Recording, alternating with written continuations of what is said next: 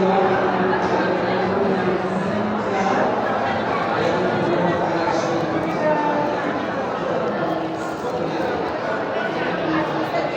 there guys and girls, good evening to each every one of you. You know what?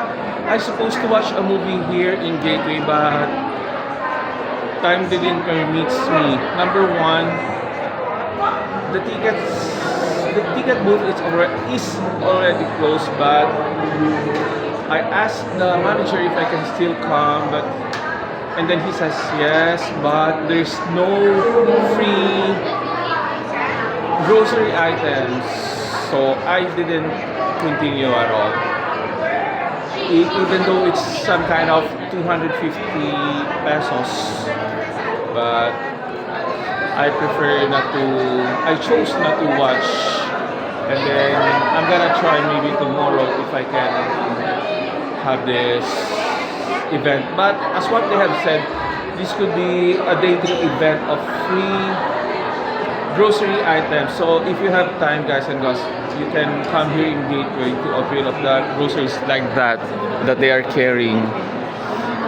It's free. So 250 in exchange of free grocery items. And you know what? I really love the posters that they have displays in here. It's really like an international. They have an international touch. Hold on.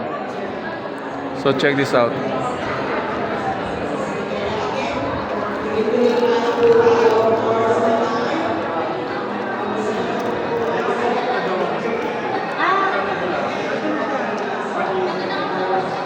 This is Pure Gold Cine Panalo. I love the posters.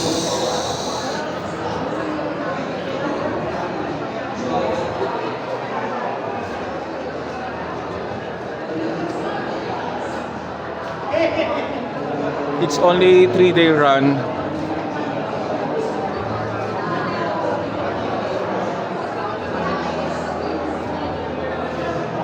Love this poster.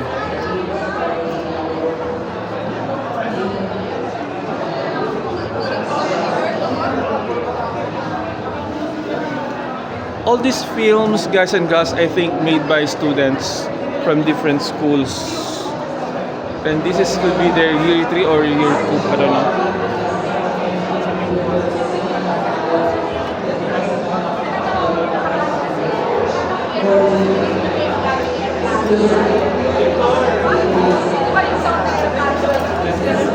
And I don't like the movie that I have supposed to watch for this night. That's the second reason why I didn't continue to watch this night. And there's a premiere in there.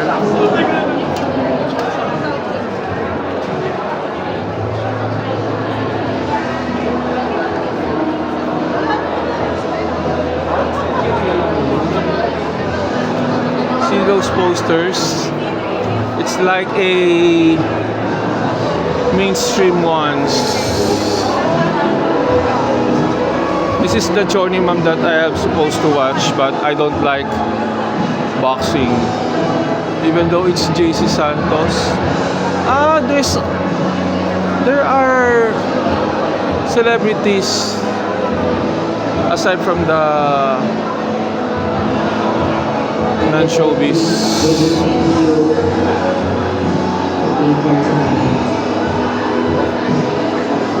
And there's Ruby Ruiz.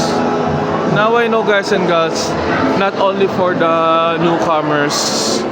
And there's Khalil Ramos and Romnick Sarmenta as well. Oh gosh. And there's Allen Dizon. Janela Salvador. Okay. I see, now I know. The short films are for the students. Bye for now.